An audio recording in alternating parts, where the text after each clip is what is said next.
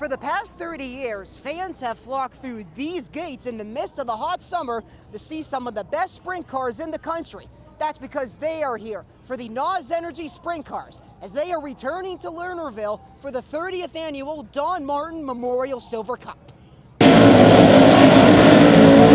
Fans came piling in by the groves to hear that wonderful sound as the World of Outlaws made their annual trip to Lernerville Speedway, as over 30 drivers were competing tonight for a grand prize of $25,000. This is the 29th running of the Silver Cup, with the first race coming in 1992. And as you can see behind me, the best sprint car drivers from around the country came to Western PA to compete here tonight. And that includes some drivers who call Western Pennsylvania home. And there's also one popular driver who competes for the former Super Bowl winning coach of the Washington football team. This track means a lot to my family because, it's only 16 miles from our race shop. Apollo native Cy Lynch has traveled the country racing his sprint car, but a win in this race will be mighty special to add to his resume and something he has seen firsthand. Cy's dad, Ed Lynch Jr., who is also a sprint car driver, tasted victory in this very race in 2002 when Cy was 4 years old.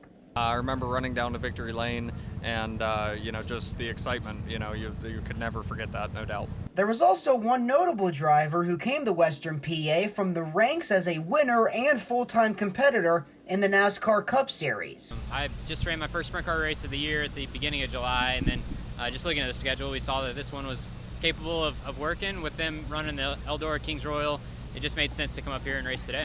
With NASCAR going on a 2-week break due to the Olympics, Joe Gibbs racing driver Christopher Bell made the trip to Lernerville to give it a go at trying to leave with that large sum of money. Bell is confident about his chances tonight. I mean, it's going to be really tough. Obviously, racing with the Outlaws is extremely difficult every time that you get behind the wheel, but I got the best team in the business driving for the Swindell 39, so I think we got the team to do it for sure.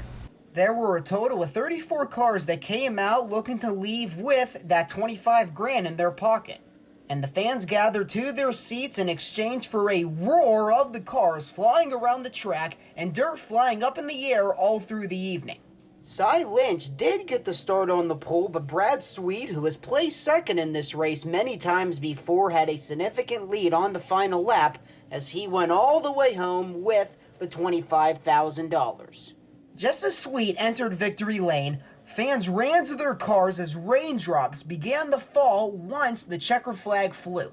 And since the rain came pretty fast, everyone was in a rush to leave. But fans left with the full package, including dirt and water on their clothes, and memories that hopefully will last another 30 years. Now this dirt and my shoes took a huge beating tonight from the sprint cars that competed here. So they're going to get a few days to rest, but it will not be long as Lernerville will be back with their usual night of racing on Fridays. This is Colin the Bias reporting from Lernerville Speedway in Sarver for Point News.